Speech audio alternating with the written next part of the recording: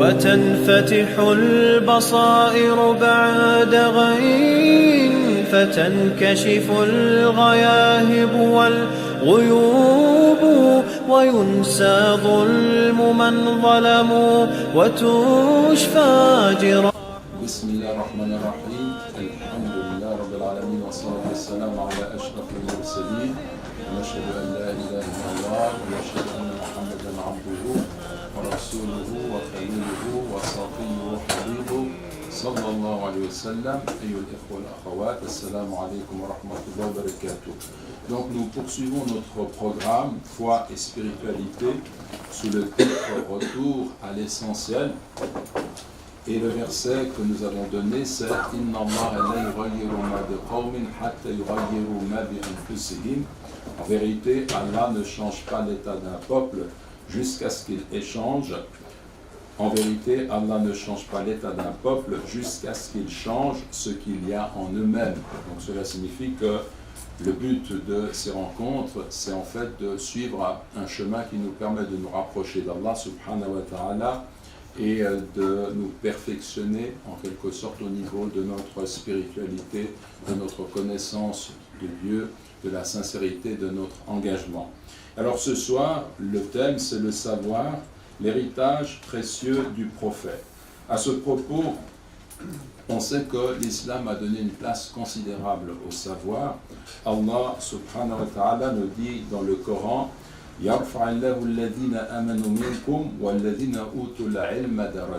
ce qui signifie Dieu élèvera en degré ceux d'entre vous qui auront cru et ceux qui auront reçu le savoir. Donc celui qui reçoit la foi, celui qui est un homme de foi, qui reçoit aussi la connaissance, qui va acquérir des connaissances, eh bien il va en quelque sorte, il va en réalité monter dans les degrés du paradis, mais élevé en degrés, cela signifie aussi le fait d'occuper une place plus importante dans l'engagement, dans la vie ici-bas et dans l'au-delà.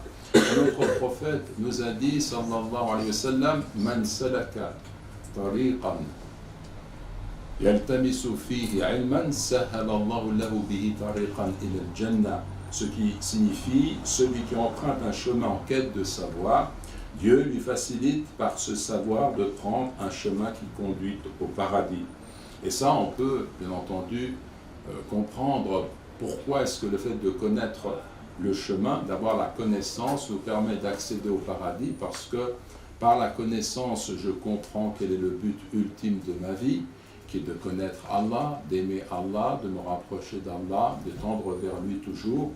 Et puis également, par la connaissance, je sais ce qui est licite, ce qui est illicite, et donc je m'écarte de ce que je ne dois pas faire, et de cette façon j'ai accès au paradis.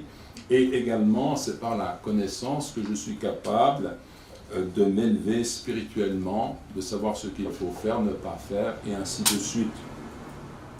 Vous avez également une parole que le messager de Dieu a dit, sallallahu alayhi wa sallam. Il nous a dit, j'ai laissé parmi vous deux choses. Vous ne vous égarez point si vous y tenez le livre de Dieu et la sunna de son prophète, sallallahu alayhi wa sallam. Hadith rapporté par Ibn Majah, ce qui signifie que les deux sources fondamentales du savoir en islam, par rapport à la connaissance qui nous rapproche de Dieu, en tous les cas dans ce cadre-là, c'est le fait de nous plonger dans le livre de Dieu et dans la sunna du prophète, c'est-à-dire ce que le prophète a dit, ce qu'il a fait et ce sur quoi, eh bien, ce à quoi il a donné son accord, serait-ce par des silences. Tout cela entre dans le cadre de la sunna. Et vous avez également ce hadith qui vous dit, lorsque l'enfant d'Adam meurt, ses actions sont interrompues. Lorsque l'enfant d'Adam meurt, ses actions sont interrompues, sauf à trois niveaux: une aumône courante, un savoir utile, ilm yuntafa'u bi, et un enfant vertueux qui invoque Dieu pour lui. Donc ce savoir utile, ça peut être une œuvre qu'il laisse, dont d'autres vont profiter après lui, après sa mort. Ça peut être un savoir qu'il a transmis à certains, qu'ils vont transmettre à leur tour. Et à ce titre, il y a une très grande baraka, une très grande bénédiction dans le savoir, le fait de l'acquérir, de le transmettre. Si par exemple au terme de cet exposé, je parviens à convaincre l'un ou l'une d'entre vous de changer d'attitude par rapport au savoir, par rapport à son rapport au livre, à l'étude, à la connaissance, dans son mode de vie, je vais bénéficier de tout ce qu'il fera jusqu'à la fin de ses jours. Si quelqu'un parmi nous apprend Ayat al-Kursi et comprend le bien qu'il y a dans ce verset, ce seul verset du Coran, et l'apprend à ses enfants vont répéter ce verset, ils vont en retirer une bénédiction, ils vont enseigner cela à leurs enfants, et ainsi de suite, et la chose va se répandre. Donc, quand on a du savoir, quand on travaille pour le savoir, quand on transmet le savoir, il y a une bénédiction qui est vraiment quelque chose qu'on peut relever. Donc, on a aussi ce point. Ibn Omar radiallahu anhuma a déclaré « Le savoir, c'est trois choses. Un livre qui parle, une sunna que l'on pratique et je ne sais pas. » Donc, il voulait dire qu'on puise notre savoir dans la révélation, qu'il s'agit de mettre cette sunna en pratique, et puis qu'il n'y a pas de honte à dire « je ne sais pas » lorsqu'on n'a pas de connaissance, lorsqu'on est interrogé sur un sujet, on dit « je ne sais pas ». Ça aussi, ça fait partie du savoir. Ash-Shatibi, ce grand savant, a affirmé « Les spécialistes des principes législatifs de l'islam sont d'accord sur le fait que les sciences islamiques sont les plus méritantes et qu'elles seront les plus largement récompensées par Dieu au jour de la résurrection. » Effectivement, si on réfléchit, quelle est la science la plus méritante? On peut le déterminer par rapport à son sujet ou par rapport à son objet. Quelqu'un qui va étudier la mécanique pour réparer une voiture, c'est un acte, une étude qui est méritante, c'est quelque chose qu'on met en avant, on relève l'utilité de tout, le métier qu'on respecte en fait, mais ce qu'il va réparer, c'est une voiture. Si on prend un médecin, le médecin, lui, fait des études plus approfondies et son devoir, sa tâche, c'est de faire en sorte que des personnes qui sont malades soient guéries. Et ça, le corps humain étant plus noble qu'une automobile, c'est clair que la médecine est un savoir qui est plus noble que la mécanique. Et si l'on regarde maintenant ceux dont la connaissance consiste à corriger les âmes, à guérir les cœurs, c'est-à-dire ceux qui orientent l'être humain vers l'adoration d'Allah avec vérité, avec sincérité, et qui,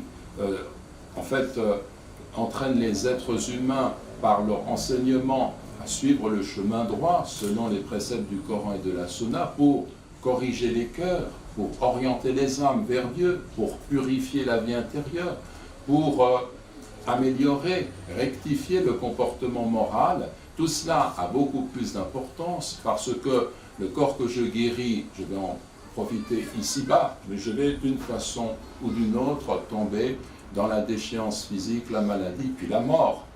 Ça c'est clair, c'est le destin de l'être humain. Par contre, l'âme que je guéris, c'est un élément qui me rappelle qu'il y a une autre vie, qu'il y a l'éternité, et l'enjeu, entre guillemets, de cet enseignement, c'est d'avoir accès au paradis pour l'éternité ou à l'enfer. Et donc c'est une science qui est autrement plus noble. Il y a un grand écrivain qui s'appelle Ibn al-Jawzi, mort en 598, 598, 97, et ce grand savant, il a écrit à son fils Min laftatil kabid ila nasihatil walad, c'est-à-dire c'est une lettre dans laquelle il donne des conseils à son fils, et ça a été traduit d'ailleurs aux éditions Tawhid sous le titre Lettre à mon fils.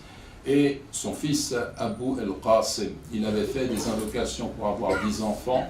Il a eu 5 filles, 5 garçons et 5 filles. 4 parmi les garçons sont morts. Il lui est resté Abu al-Qasim et il lui a écrit cette lettre.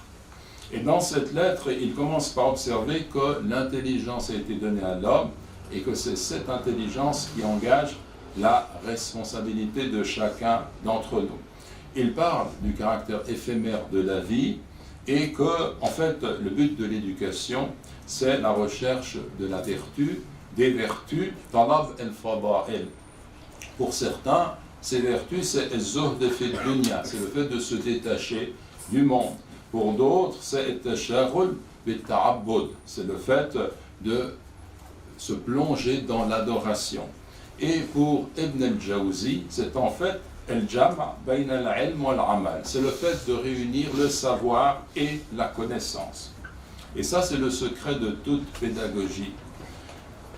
Quand il parle de la connaissance la plus importante, la plus essentielle, pour laquelle nous avons été créés, c'est connaître Allah subhanahu wa ta'ala.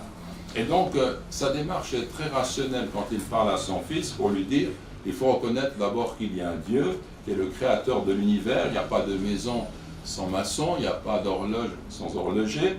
Et ensuite, il faut reconnaître que Mohammed est le messager de Dieu, parce que la vérité de son message, le caractère inimitable du Coran prouve qu'il est le messager d'Allah. Oui, qu'il utilise des arguments rationnels. En tous les cas, il entraîne son fils à prendre le plus important. Le plus important, d'abord, reconnaître ton Créateur par les preuves de son existence qui sont évidentes, puis suit le prophète, et ensuite, autre conseil qu'il lui donne, après avoir eu ces deux certitude, eh bien, accomplit les obligations. Ada al-fara'id.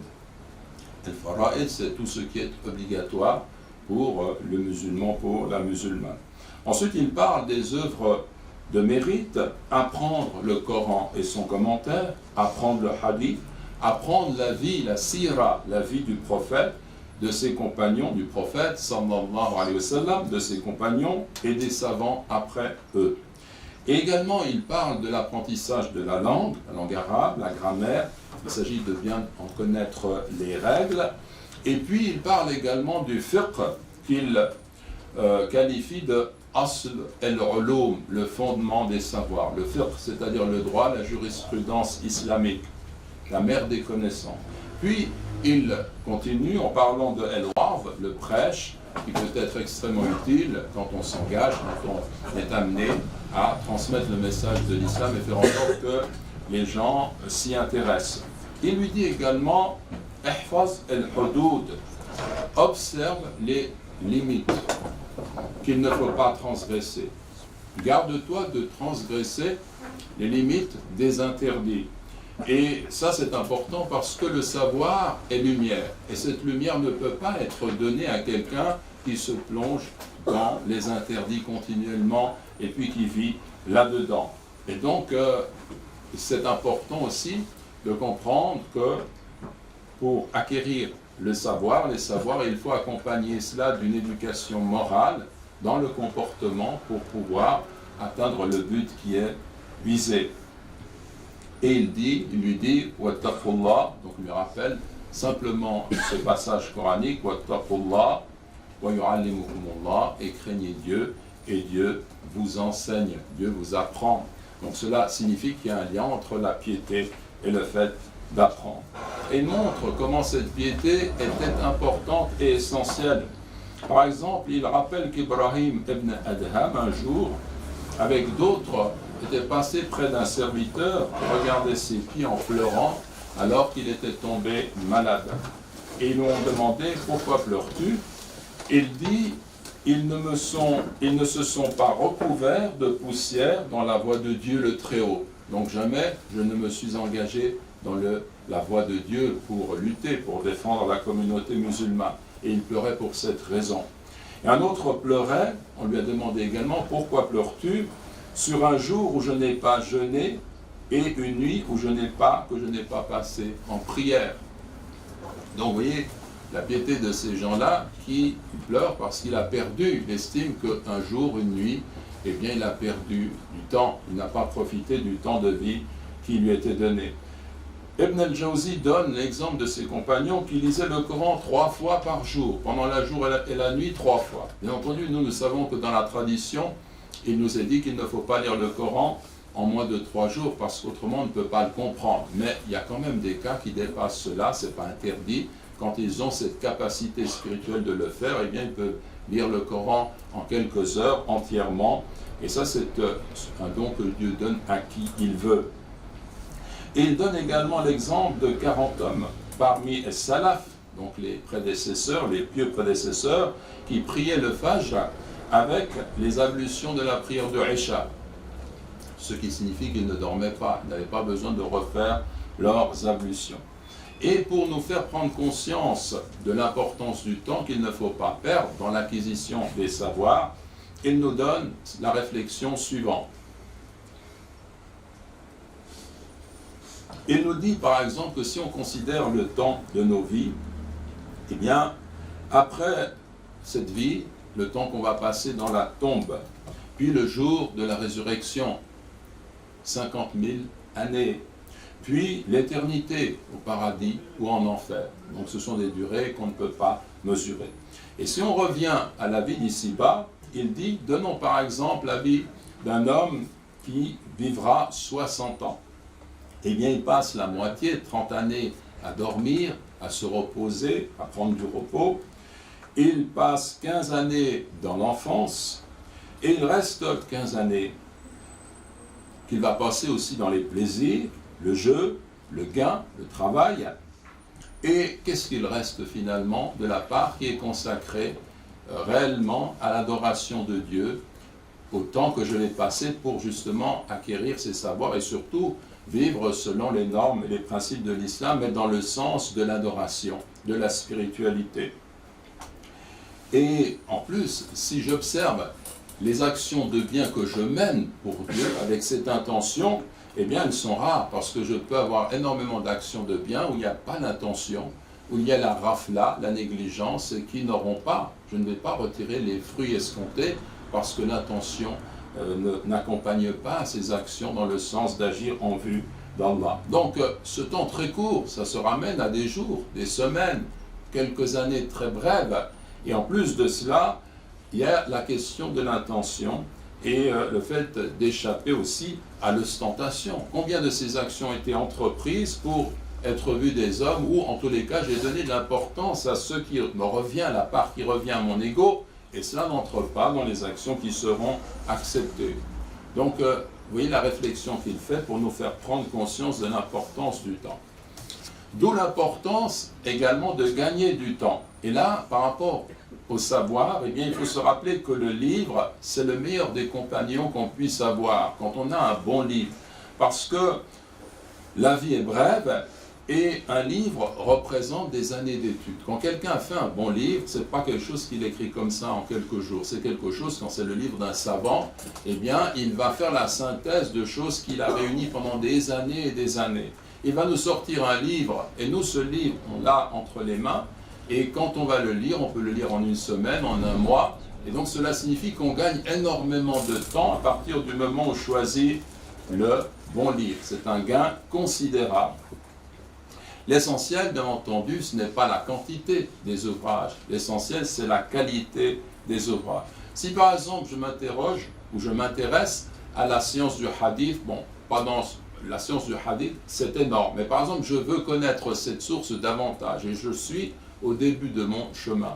Par exemple, je peux très bien commencer avec Al-Arba'in al-Nawawiyya, les 40 ou 42 hadiths de Al-Nawawi, en regardant les commentaires.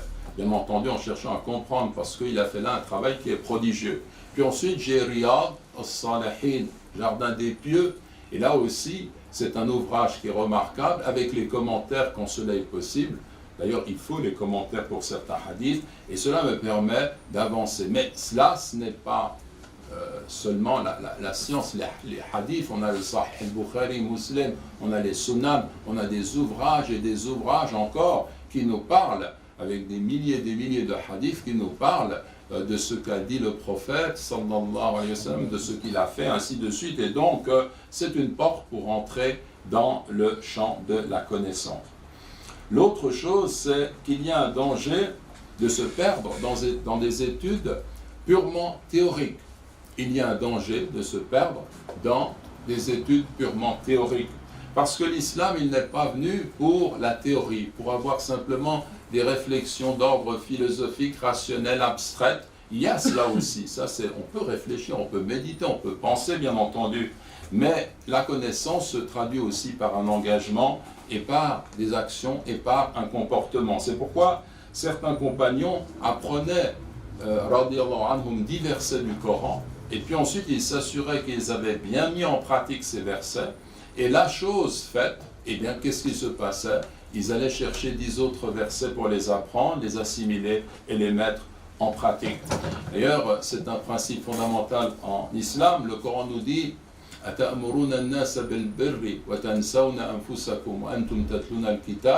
que vous allez ordonner aux gens la bienfaisance, et le birr, la bonté pieuse, et vous oubliez vous-même alors que vous récitez le livre?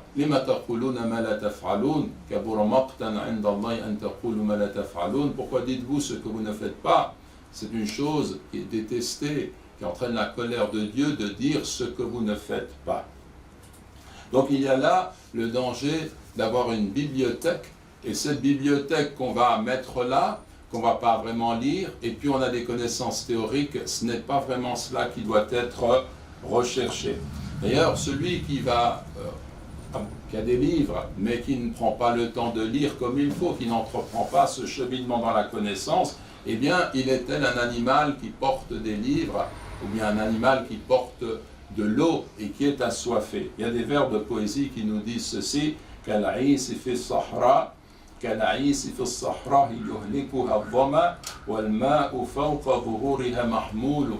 C'est-à-dire comme les chameaux dans le désert, tués par la soif alors qu'ils sont chargés d'eau. Donc il ne faut pas être tels ces gens qui vont porter la connaissance mais sans profiter de cette connaissance. Cette réflexion, elle peut aussi nous conduire à comprendre, à répondre à une question qui est essentielle. Quels sont les savoirs qui sont obligatoires pour nous? Le savoir qui est obligatoire pour chacun d'entre nous correspond à ce qui est obligatoire de faire. Donc je dois connaître ce que je dois entreprendre, ce qui fait que je suis un musulman, ce qu'il est nécessaire de connaître pour être un musulman. Et donc, ces savoirs, par exemple, c'est la prière, les ablutions. C'est une obligation, donc je dois connaître les savoirs correspondants. Et on peut penser par là même ce qu'est une école islamique, parce que les matières essentielles dans cette école, c'est d'abord ce que tout musulman doit connaître, ce que je dois croire, donc l'instruction au niveau de la foi, ce que je dois faire, l'éducation morale. Ce sont les branches principales. Elles sont accompagnées de branches qui correspondent à ce que l'on donne dans une école laïque. Mais dans l'islam, il n'y a pas de séparation entre les matières qui relèvent de la foi et les matières qui relèvent des sciences profanes. Au contraire, cela forme un tout. Et alors on peut considérer qu'il y a une spécialisation dans le cursus scolaire, mais qu'à l'origine, au niveau de l'enseignement primaire, voire dans le secondaire obligatoire, eh bien on va étudier les matières qui sont obligatoires du point de vue de la foi, du point de vue du culte, du point de vue de la pratique. Bien entendu, on va aussi parler de tout ce qui relève de la morale. Et puis ensuite, lorsque on est amené à se spécialiser dans l'enseignement au niveau du collège, puis au niveau de l'apprentissage, ou bien des études supérieures, bien là, on peut avoir des études qui correspondent également à un enseignement qui va permettre à certains de connaître ce qui relève d'un savoir qui n'est pas absolument nécessaire. Dans quel sens? Et là, il faut distinguer ce que l'on appelle fard ayn ou fard kifaya. Fard ayn, ce sont les obligations qui incombent à chaque individu, à titre individuel. Donc ce qui correspondrait à ce qu'on va étudier au primaire, au secondaire obligatoire. Et puis, fard kifaya, c'est une obligation qui incombe à l'ensemble de la communauté, mais à partir du moment où une partie de la communauté accomplit cette obligation, le reste s'en trouve exempté. Comme par exemple, il faut dans une communauté un médecin. Et Ibn Hazm al-Andalusi ira même jusqu'à dire que dans un village où il n'y a pas un expert tisserand, eh bien, le village commet un péché parce qu'il faut quelqu'un pour produire des vêtements, pour donner ce qui est nécessaire à cette population. Donc, c'est pour vous dire que le fard kifaya concerne aussi des domaines qui sortent simplement du cadre purement religieux, parce qu'il faut qu'il y ait des gens qui se spécialisent dans tel ou tel domaine. Au niveau religieux, il faut qu'il y ait des spécialistes du fiqh, comprenant les règles de l'héritage, du mariage, du divorce. Ça, ce n'est pas une obligation pour chacun d'entre nous, mais il faut que dans la communauté, il y ait des gens qui travaillent à ce niveau. En ce qui concerne l'acquisition des connaissances, eh bien, il y a des règles qu'il faut observer. Premièrement, il faut bien considérer de qui on prend la science et le savoir. Si je me mets en quête de ce savoir, je dois me poser la question, qu'est-ce qui me donne ce savoir? Est-ce qu'il est légitime? Est-ce que je peux prendre de lui ce savoir? À ce titre, Muhammad ibn Sirin, rahimahullah, a dit « Inna hadha al-ilm dinun, fanzuru amman ta'khuduna dinakum » c'est-à-dire ce savoir est religion. Considérez donc de qui vous prenez votre religion. Deuxièmement, il est nécessaire que certains se spécialisent dans certaines connaissances, et notre prophète nous a dit à ce titre, sallallahu alayhi wa sallam, Man yuridillahu bihi khayran yufaqihu fi ddin wa innama al-ilm bit-ta'allum, ça veut dire celui pour qui Dieu veut le bien, il l'instruit dans la religion et le savoir ne se tient que par l'étude. Cette dernière partie du hadith ne fait pas partie du hadith que l'on considère comme étant absolument authentique, mais c'est un ajout qui peut être pris en considération parce que c'est un hadith mu'allaq. Et là, quand je dis hadith mu'allaq, ça fait partie de ce qu'on appelle ilm mustalah al-hadith, mais on ne va pas rentrer ici dans les détails.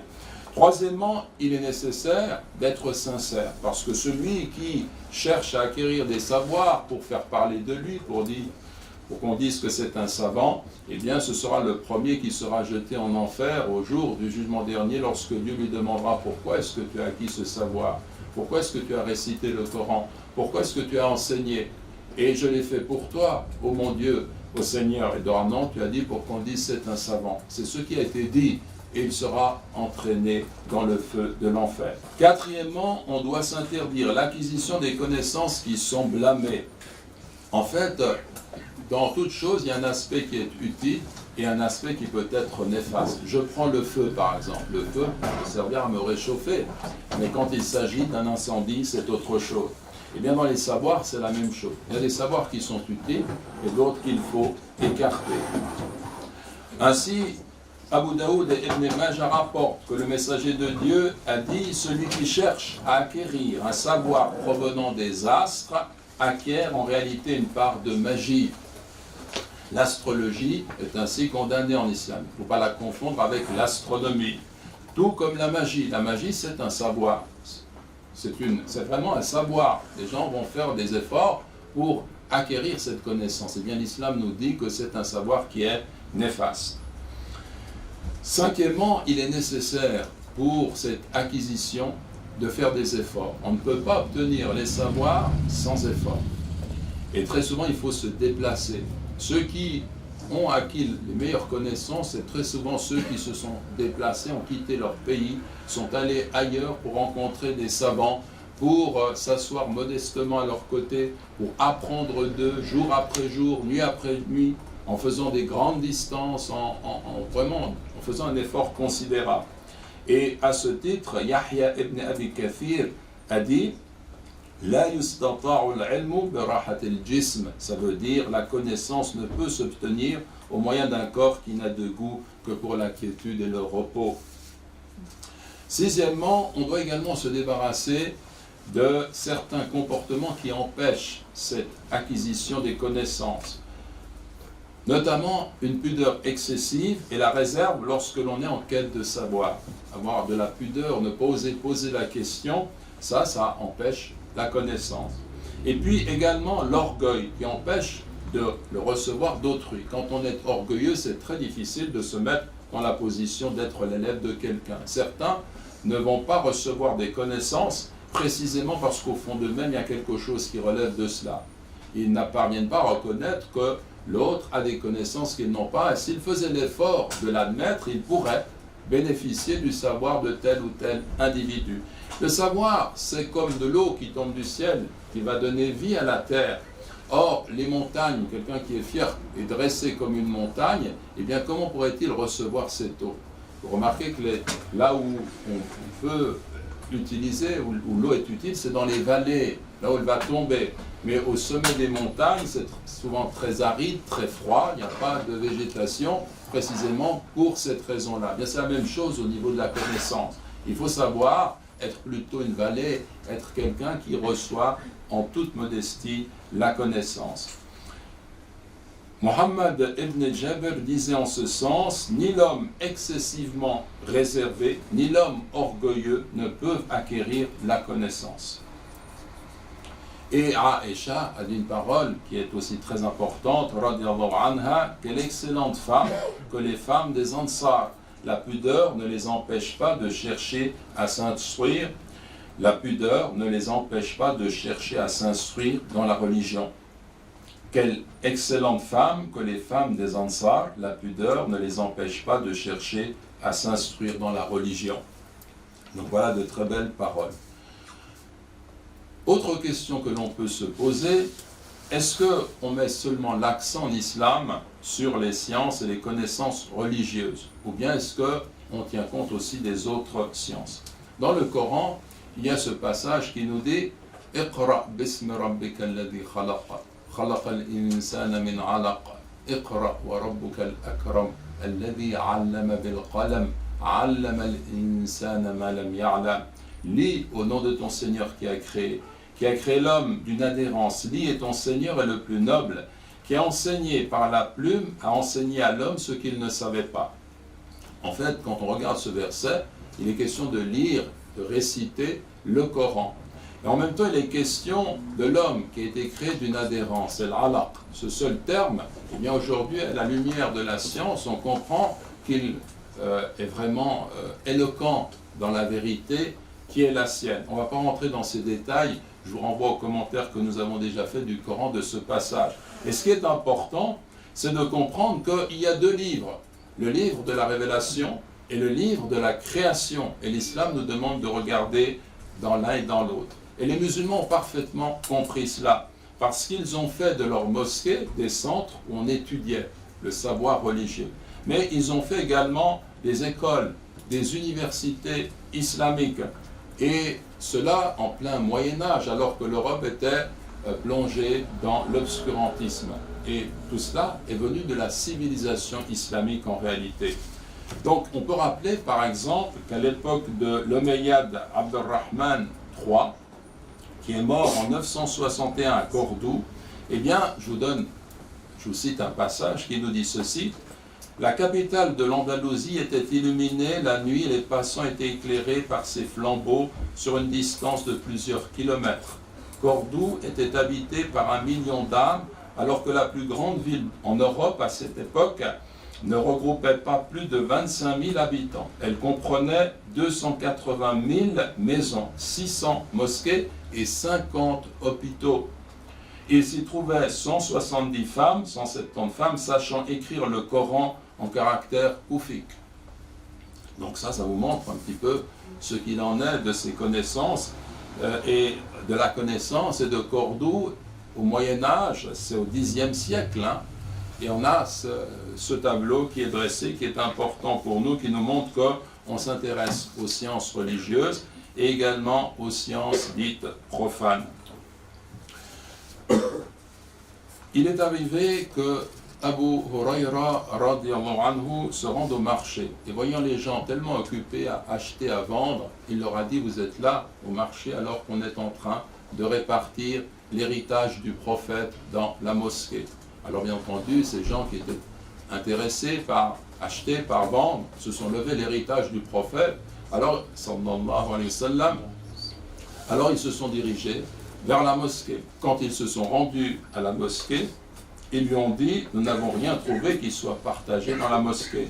Abu Huraira leur dit alors: n'avez-vous pas vu des gens prier, d'autres récitant le Coran, et d'autres se rappelant mutuellement ce qui est licite et ce qui est illicite? Ceci est l'héritage du messager de Dieu, sallallahu alayhi wa sallam. Donc vous voyez comment il s'est servi de son intelligence pour amener ces gens qui étaient particulièrement avides de gains, pour les conduire vers une réflexion importante, leur dire: mais il y a un héritage qui est autrement plus important que les activités mondaines.